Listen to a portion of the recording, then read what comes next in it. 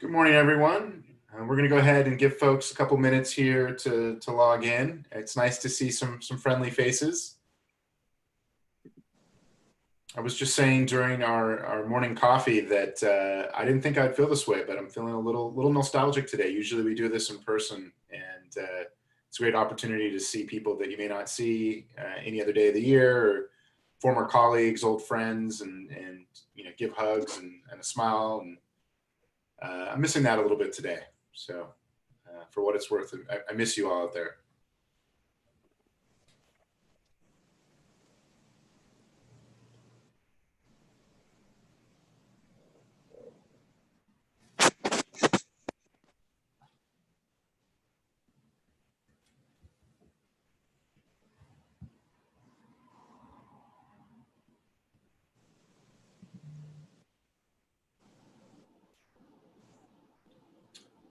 All right. Well, who's excited? Good morning, everyone, and welcome to the 19th Annual Municipal Green Building Conference and Expo. I want to let that sink in for a moment. 19 years, because that's not a small amount of time. And it's amazing that we've made it here today in a challenging year. And we're incredibly proud of the program we put together for you today. And I really appreciate you taking the time to join us. And first of all, to just sort of level set, I want to acknowledge where we're at. I was just waxing a little bit sad for a moment and thinking of all the years that we've done this in person. I have not been there all 19 years, but I've been there for many of them. And that's part of why I chose this image here that we use for promotion to have on this intro slide. Because right now I sort of feel like we're in that murky, turbulent water right off the beach, and we've left the solid feel of that shore behind. But I think it's important. I don't want to really beat this analogy too much, but we have to move through that water together. We have to get through the murkiness. It takes effort to get to the other side, and that comes back to the theme of this conference a bit. Late last year we chose equity as the theme for this conference. Little did we know everything that would happen, over the past 9 months, let alone even the past 3. And that it really made that issue so much more important and really shined the light on it that it should have had from the beginning. And the sub themes that we chose around commitment and community also speak to equity, because we can't really do the work we need to do unless we're committed, unless we're focusing on community first. And I want to talk a little about this conference today. As I said, I'm incredibly proud of what we've put together. I really want to thank our team here at the U.S. Green Building Council Los Angeles. I want to thank Farah and Julie and Fernanda and Becky and Carly. I want to thank our board, who's put in a lot of hard work, because we couldn't do that without them. And frankly, we couldn't do this without you, our community. To be here in our 19th years is no small feat. My name's Ben Stapleton, and I'm the executive director here for the U.S. Green Building Council Los Angeles. We're an independent nonprofit, and our mission is really to accelerate sustainability in the built environment for Southern California. And our program that we put together really reflects that. Tomorrow we have a workshop that's really featuring what our frontline workers are going through during this pandemic, their experience, really shining the light on the work they're doing, which is so important right now. They're bearing a lot of the brunt of what we need to do to change and make our spaces healthier and feel safe going into our environments.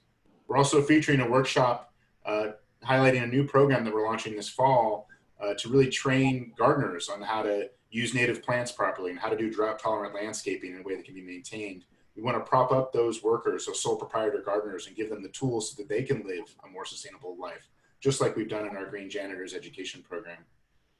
And I think it's important to note that while we're here today, dialing in from our computers, I'm joining you here from my office. Many of the folks that are here design buildings, do elaborate plans on how to build things, but there's still people out there that are building those buildings that are taking risks and are living in a new reality and have never stopped this whole time. The construction industries continue to move forward. And we need to honor those people as well, because they're also part of our community. And also appreciate that there's a new focus on the health of our environments. I think many of us in the green building world have been talking about occupant health and talking about how the work we do can make people healthier for many years now. And now's the time when people are paying attention just a little bit more. And we need to think about where we're at on this week. we didn't expect this week would be like this when we planned this conference. It's sort of like this every year, I guess, in California in many ways. But, the work we do touches buildings, touches our environment. Wildfire is an incredible risk. We're all experiencing that right now. It's impacted our families at this point. Almost everyone in California has felt that in some way. And the built environment, you'll start to notice, is a common thread that ties all of this together. And if we can focus on creating a more sustainable built environment and more sustainable buildings, more sustainable infrastructure, I look at this picture here of what LA was like when the pandemic first started without traffic, with clear skies. This can be our future every day if we focus on the things that are important for us and really work to build a really, truly more sustainable society. And getting back to our program for a moment, I hope you can join us tomorrow. We have a workshop session featuring our legacy project this year, which is a rooftop aeroponic garden in a church in South LA that's going to be functioning as a prison reentry program. And this all started from one man in a prison in the desert growing sunflowers that brought him healing, and him being able to share that healing with others. And I think it's a lesson we can all take to heart in looking at the future and looking at what can we grow now that can help make our world a bit of a better place. And to that point, I don't have a lot of time with you this morning, but there's a few things that I really wanted to impress upon you as action items going forward. And that is, there's things that we can do now that can make an impact. And one of those is voting. The next 4 years are going to have a huge impact on our fights against climate change, for social and racial equity. And so vote. It's incredibly important, and it's incredibly important for you to talk to other people so that they know that they need to vote too. And also at this moment in time, connect. We need to be human. We need to be present. We need to have a conversation with folks. We don't talk enough about the mental health issues that we could be dealing with. And we need to meet people with where they're at right now and acknowledge that we're going through something that's unprecedented for most of us. And we also need to reflect that this is a moment of change. This is a moment for dramatic market shifts. We can make that positive and imagine a future that's better than the past. And so we need to inspire those around us because we can, and be conscious of that. And also realize at the same time, that means we're going to have to work that much harder, that it's going to take that old adage of 10% inspiration and 90% perspiration to get that work done. And so we need to tackle these challenges head on, but we also need to be taking care of ourselves. We can't forget about that during this time. And so who are we, bringing this back? At the end of the day, our organization is about people. It's about those of you who are with us today, passionate, practical, and informed professionals and advocates who work together to transform this region into a more sustainable region for all. That for all is incredibly important. And we want to make this the best place for anyone to learn the how, the why, and the who of how to live more sustainably, because we can't continue to live the way we have been in the past. And all of us that are here really believe in creating a more sustainable future. And we do that through education, through innovation, and through impactful action. And some of the things that we've done this past year to really lean into that. In March, we launched a talent portal. We really want to create a regional hub for jobs in our industry, whether that's green job postings, recorded content, training. We feature local employers. We have a mentorship network. We're launching a Green Building Corps next month, which is going to be a structured volunteer program for people to get real world experience. I highly recommend you check out lagreenjobs.org or check out our talent portal on our website so that we can share some of that with you. It's our opportunity to really lead the world as a workforce here locally. And then this year, we also launched our Green Schools Initiative in a bigger way, really looking at creating holistic change on campuses to reduce energy, water, and waste use. And that includes education for students, education for parents and teachers. We're integrating our Green Janitors program with our partners at Building Skills Partnership. And so you can be part of that. Apply to be a Green School speaker, request a speaker to come into your school to do a distance learning session on sustainability. These sessions are taught by our members and volunteers so they can talk about their careers and let kids know that they can have a job doing this kind of work too. This year, we also launched our Healthy Building Alliance. We've been working on this for a year. It really felt that a lot of the healthy building certifications that were out there were just too complex and too expensive for most people to engage in.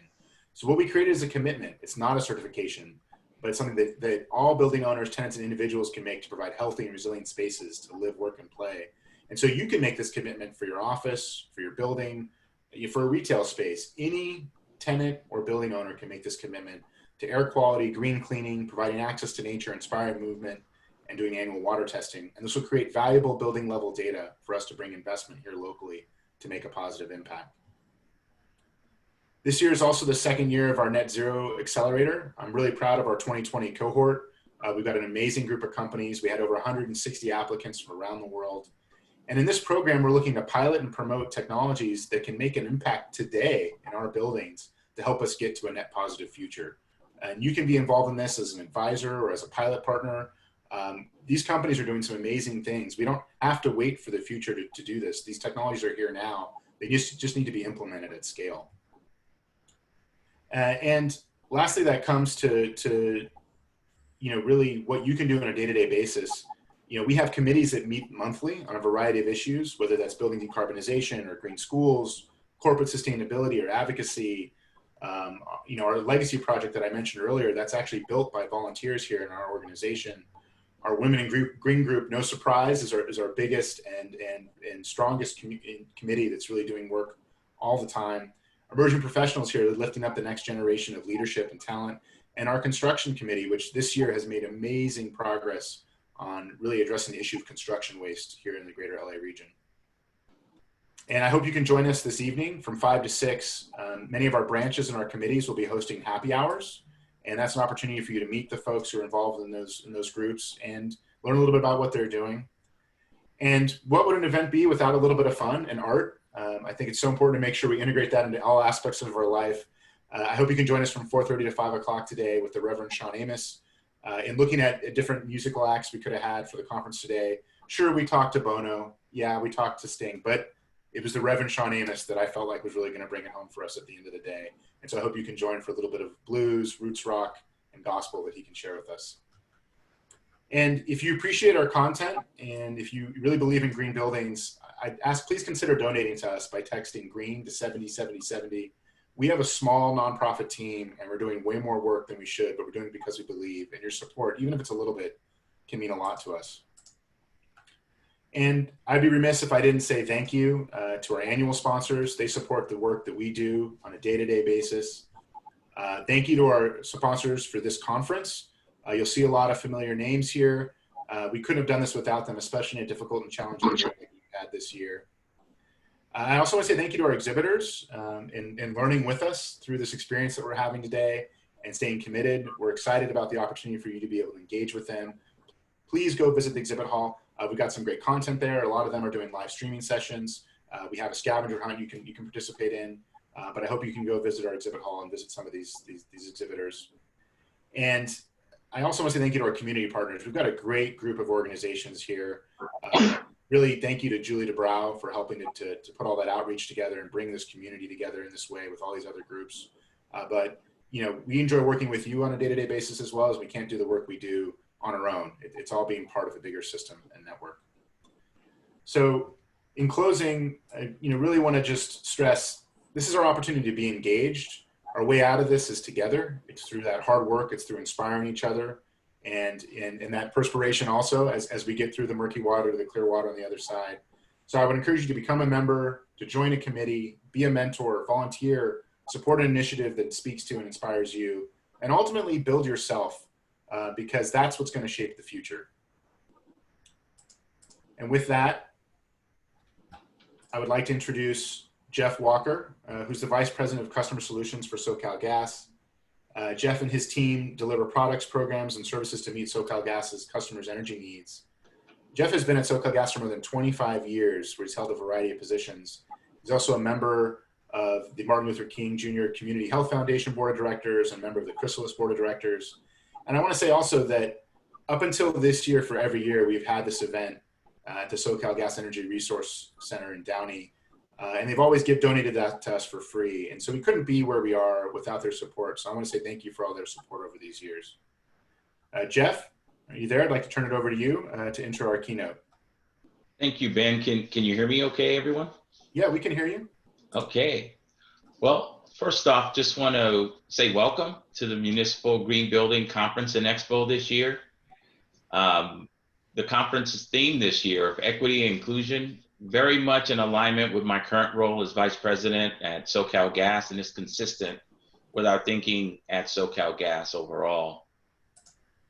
At SoCalGas, we're focused on building the 21st century energy system that provides our nearly 22 million customers with clean, reliable, and affordable energy.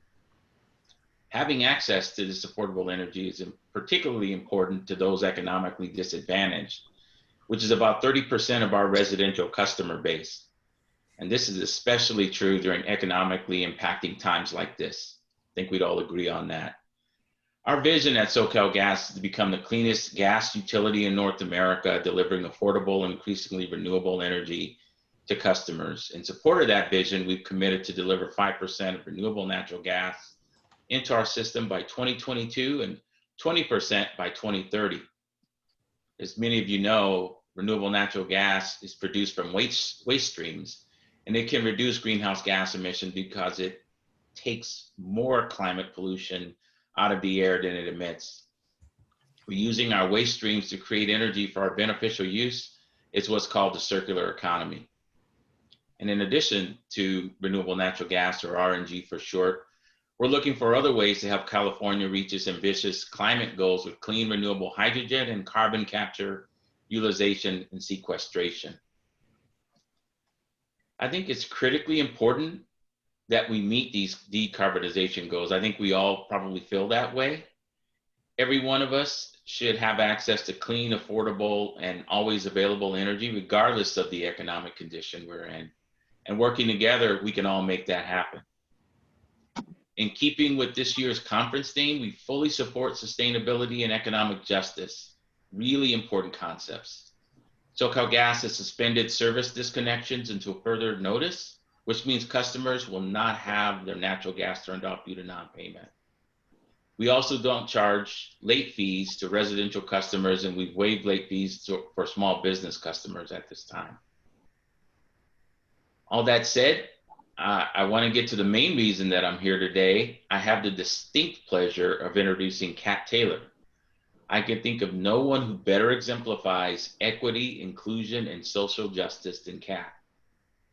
She's worked tirelessly to restore social justice and environmental well-being and to build a more equitable and inclusive world. In addition to being active in a variety of social enterprises and philanthropic ventures on the West Coast, Kat's the co-founder and co-chair of the board of Beneficial State Bank, a community development financial institution. The bank's mission is to bring beneficial banking to low-income communities in an economically and environmentally sustainable manner, and to change the banking system for good. Kat, we really appreciate and are encouraged by your important work and accomplishments. So everyone, please join me in welcoming Kat Taylor. Turn it over to you. Thank you very much. Am I coming through okay, both visually and sound-wise? Yep, I can hear you over here. You're looking good. Mm-hmm. Awesome. Okay, thank you. Thank you for having me today. I'm so glad that you're all convening in spite of pandemic constraints. And here we go. So please bear with me. I am a white woman of privilege trying hard to fulfill my role in a world where Black Lives Matter. As Leonard Cohen wrote, look for the cracks, that's where the light gets in. And boy, do we have myriad cracks. From the edge of the precipice, it's hard to imagine how we can cure society in the United States of white supremacy, of wealth colonization, and of dire environmental threat, much less the pandemic. Moreover, everything interacts, auguring seismic shifts at the intersection. But maybe these are exactly the circumstances that allow for a holistic fix. If we put more and different people in charge, we just might snatch our species' chestnut out of this fire. I'm gonna stop for a minute to see if I can share my content, maybe not. And then if anybody wants to throw the deck up, it's just pretty pictures, but so we can go without it too. I'll get it up here in a second for you, Kat. Just Okay. Why don't you proceed and I'll throw it up for you. Great, thanks. How apt that our crucible human moment, whether we will be allowed to prosper collectively and persist on planet Earth, has come to roost in the movement for Black lives. Surely we will never again underestimate how dangerous it is to be Black in racist America. But we begin to understand, perfect slide, thank you, that we have all been led perilously astray by othering. The Southern strategy, pitting poor whites against all Blacks, caught us all in its immoral construct. White supremacy is an American paradigm, not just a Southern throwback. As Angela Glover Blackwell has said, it's time to end the Black-white dynamic that keeps all of us down. Liberation, self-determination, and joy for Black Americans is the only basis for universal freedom. And we have come to the end of our ecological rope as well. Just in time, we must heed sentient voices, because otherwise, this planet will spit us and our foul ways out like a watermelon seed and just keep on trucking without us.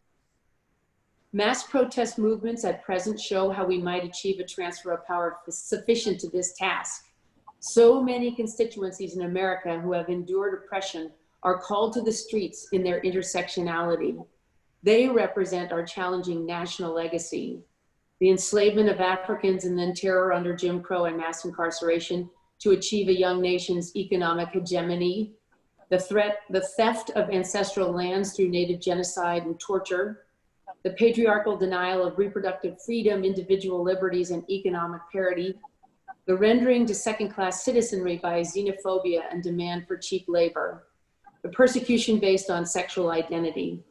But importantly, and in an uplifting way, these communities impacted earn supreme wisdom from experiencing the very violent harm and deprivations that we must leave behind forever. We need only empower those who have endured oppression to preside over our collective salvation. We share a common goal today at this conference, quote, to expand who is actively participating in and benefiting from the sustainable built environment. I should likely be offering solutions in that built environment like cross-laminated timber or participatory budgeting or radical notions of society as client. But to me, equitable sustainability is a necessary but insufficient condition for a moral world. I have come to believe that unless we transfer power, ownership, wealth, income, control, opportunity, back to those from whom it was taken directly or indirectly, we will not reach the beloved community to which Martin Luther King hearkened. We need reparations now. We need a restorative economy now. So I am dedicated to sharing power back to undermined communities and their stewards with an eye toward transforming economic and societal structures that are part of the problem. In thinking about those structural reforms, it helps me to go back to theory, especially theory that's uncomfortable. I am now a student of restorative economics with the help of experts like Namako Agbo and Taj James, but the theory to which I was exposed before came mostly during business and law school. In a good way, I was a naive, someone who had no background in economics or finance, and therefore no preconceived notion of what those systems could or were producing. 3 revelations in particular stick with me to this day. A professor explained the concept of Pareto optimality, which is the notion that 2 parties will only engage in transactions that are mutually beneficial. He demonstrated by plotting on a graph of the classic but horrible example of guns and butter, 2 individuals' initial holdings, their, quote, initial endowments. One had X amount of guns and Y amount of butter, and the other had 2X the amount of guns and 2Y the amount of butter. Then when he identified the mutually beneficial exchanges, it created a little pillow between the 2 points of endowment called a Pareto optimality pillow that was theoretically the optimal outcome. But the only thing that I could see was that everything was dependent upon those initial endowments. And if you can't change your initial endowments, then you can't really change your outcomes in life. Fast forward to today, when zip code is the strongest predictor of poverty. The other teaching from law school that bothers me to this day demonstrated how our economic models often obscure the truth to rationalize cruelty and oppression. In our land use class, the professor literally said, "Thank goodness we have pollution because that's how we get affordable housing." Every community steward can attest to the false causality of that statement. Our economic and political systems intentionally impose pollution and all sorts of other ills on communities low in power. But it also points out the cognitive dissonance that allows people to accept cruelty and oppression in order to maintain their own hoarding. Morally, we should never have imposed those externalities in the first place. And in fairness, we should be resourcing communities set upon by this kind of harm to transform Superfund and brownfield sites into community health clinics, owned and affordable rental housing, hydroponic agriculture, and destination community assets. Again, reparations are required. And then there is the concept of agency costs. That's when an intermediary between you and power hijacks it for their own agenda. Think politicians, corporate CEOs, even parents sometimes. Many of us don't have had financial advisors who prize more their track record than our request for balance sheets aligned with mission purpose. I recall Confluence hosted workshops on firing your investment manager as a reflection of this phenomenon.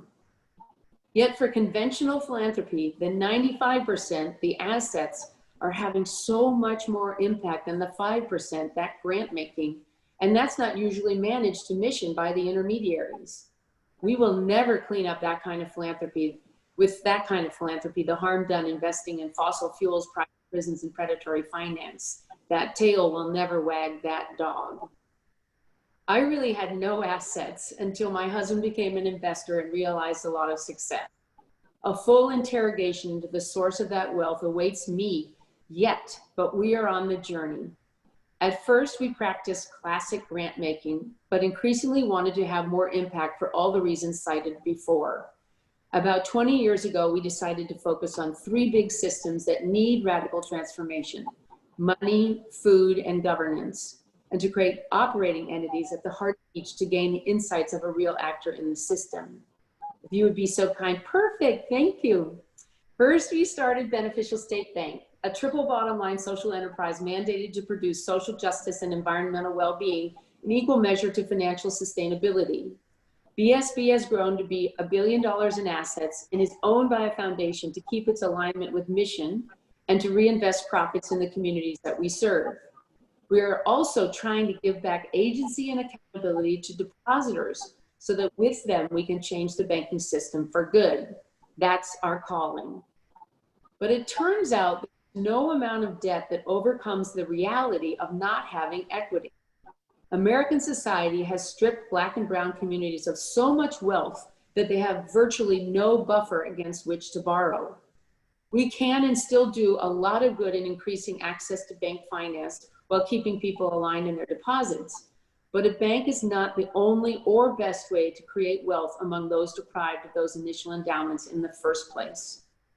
So we started 2 venture funds, one called Bright Path Capital Partners and the other Radical Impact Partners.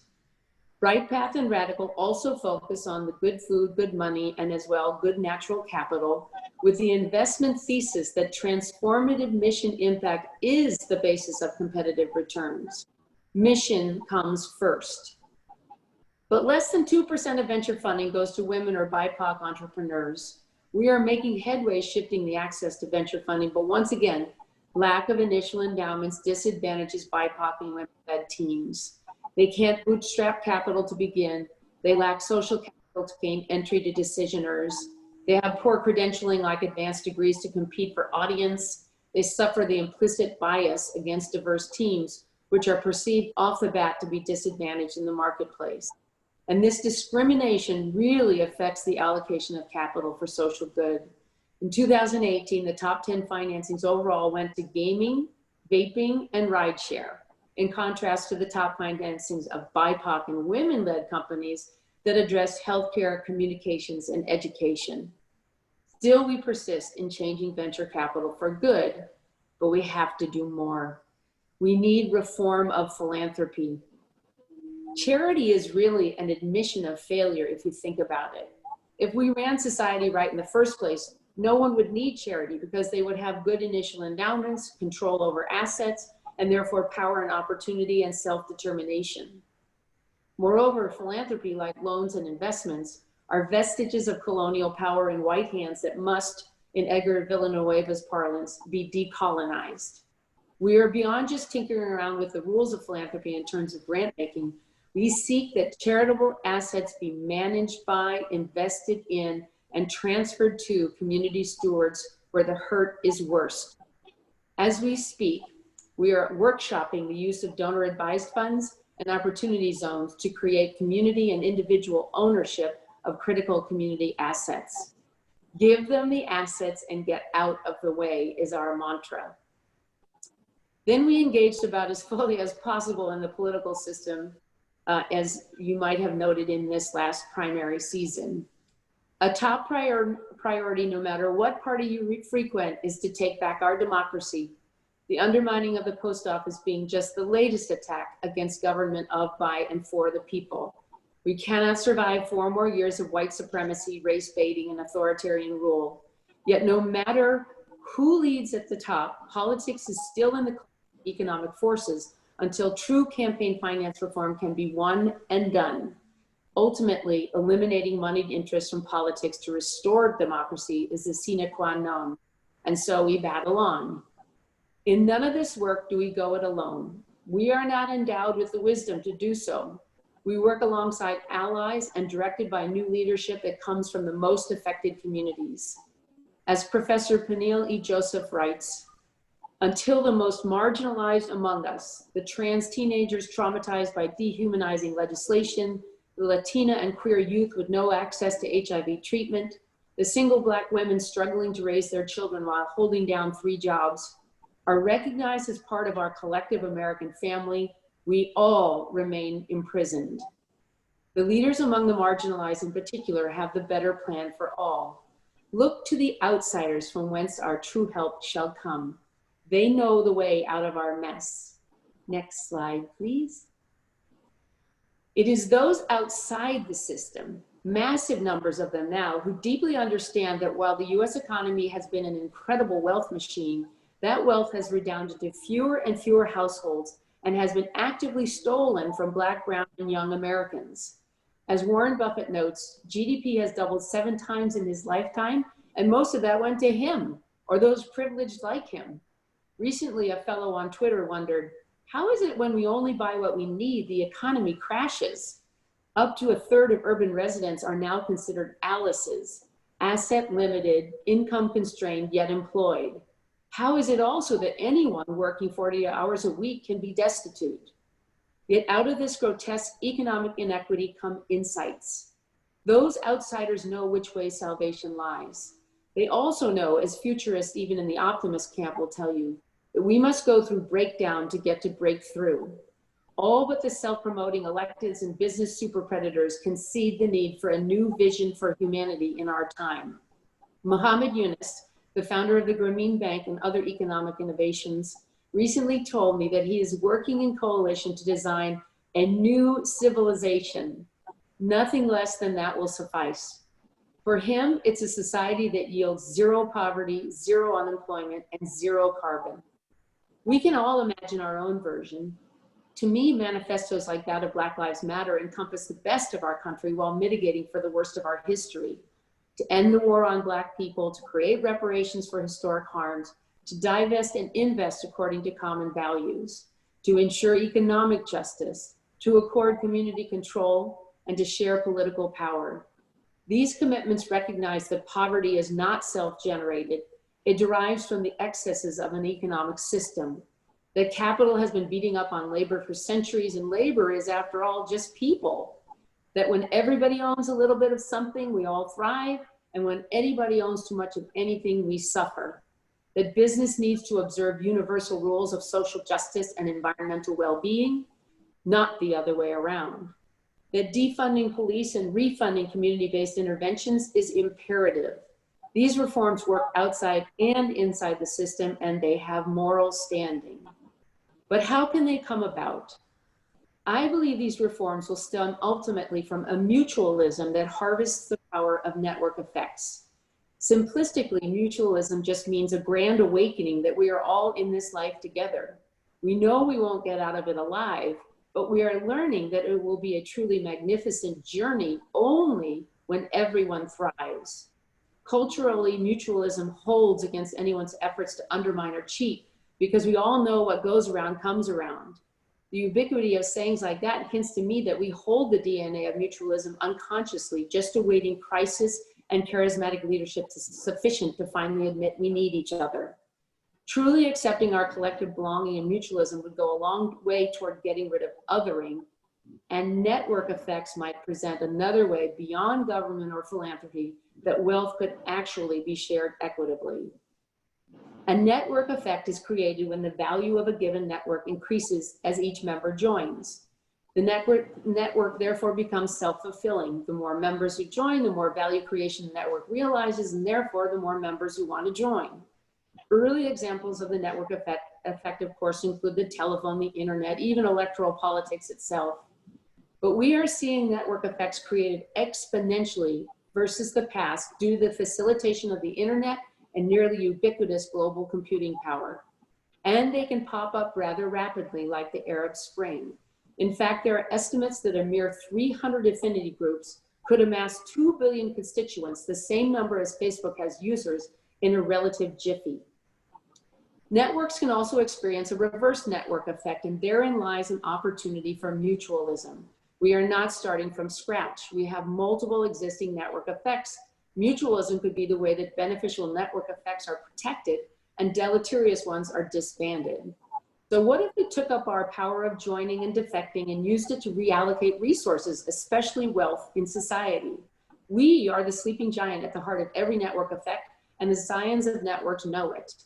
One example is what Facebook recently experienced as a result of revealing that they trade on personal data along with demographic shifts. Facebook was at risk of a negative network effect as people defect from Facebook to other networks, thereby decreasing the value of the experience to all who remain. Maybe that's why Facebook bought Instagram and WhatsApp, to catch the defectors within the family, if you will. Here's where we get to what Marina Gorbis and others write about, called platform cooperatives and social production. If we were to threaten defection en masse, we could gain bargaining power to insist that every user in these commercial networks be rewarded each time the user accesses or otherwise uses the network platform. That's what is meant by social production.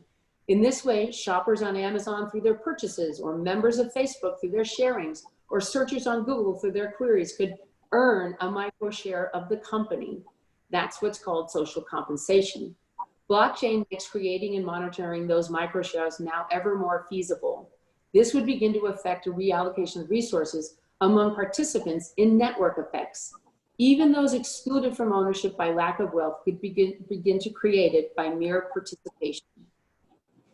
In other words, we can leverage the power of network effects to restore power to the people who create the value in the network effect in the first place. Organizing always encounters friction, but ironically, these giant networks have given their users exactly the platform they need to do so. You might also expect resistance by the holders of equity in these massive networks, but if they might risk a full reversal of their network, that means they must entertain the possibility of their market cap going from 400 billion to zero or somewhere in between. If the bird in the hand offer is to share even up to half with their users, who in turn will stay in the network and preserve, if not increase their market cap, they might become more willing. We could also use our bargaining power not only to shop networks, but also to create more value in the ones we enjoy by staying, providing feedback, and improving the value proposition. True platform cooperatives. In closing, and as Full Spectrum Capital reminds us, on the migration from to a restorative economy, we must be honest about when strategies are the retrenching kind, which is an activity that seems good on the face of it, but actually reinforces the status quo in very destructive ways, or are genuinely bridging strategies to get us from the status quo closer to the ideal of beloved communities. They say that these are not the best of times, but they're the only times I'll ever know. And I believe there is a time for meditation in cathedrals of our own. So when I see that sad surrender in my brother's eyes, I can't stand aside and only sympathize. For we are always what our situation hands us. It's either sadness or euphoria. Thank you very much. Thank you, Kat. Thank you for the time with us this morning. Really blessed to have your presence here. At this point, we're going to move to our next keynote. for folks. We're going to be introducing Dr. Denise Fairchild in a moment, and we hope you stick with us. Thank you so much, Kat. Have a great day.